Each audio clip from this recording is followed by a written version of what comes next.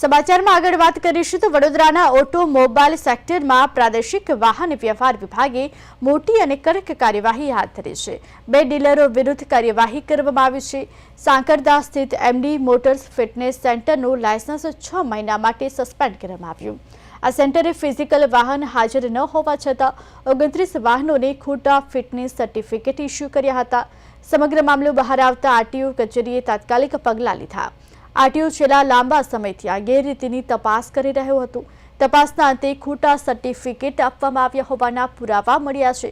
ખાસ વાત એ છે કે ખોટી ફિટનેસ સર્ટિફિકેટ મેળવનાર વધારે ભાગના વાહનો રાજ્ય બહારના હોવાનું સામે આવ્યું છે।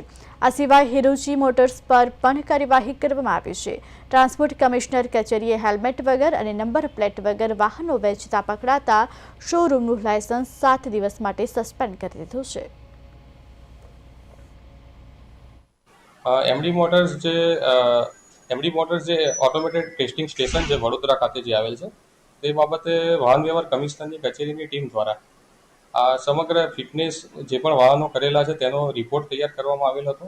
એક તપાસ ટીમની રચના કરવામાં આવેલ હતી અને તેઓ દ્વારા તપાસ ટીમનો જે અહેવાલ છે એમાં વાહનો ફિઝિકલ ત્યાં પ્રેઝન્સ ના હોય છતાં પણ ફિટનેસ સર્ટિફિકેટ 29 વાહનોના આપેલ હતા। તે બાબતે કમિશનર કચેરી દ્વારા 6 મહિના માટે એમનું લાયસન્સ મોટની ગાઈડલાઈન મુજબ જે ટ્રાન્સપોર્ટ વાહનોના જે ફિટનેસ છે એની કામગીરી હાલ ઓટોમેટેડ ટેસ્ટિંગ સ્ટેશન ખાતે ચાલી રહી છે। તેઓએ વાહન વ્યવહાર કમિશનર કચેરીથી લાયસન્સ લેવાનું હોય છે અને એ લાયસન્સ મળ્યા બાદ તેઓ ફિટનેસની કાર્યવાહી કરી શકતા હોય છે, જેમાં અલગ અલગ સ્ટેપ વાઇઝ જે પણ વાહનોની ફિટનેસની ચકાસણી કરવા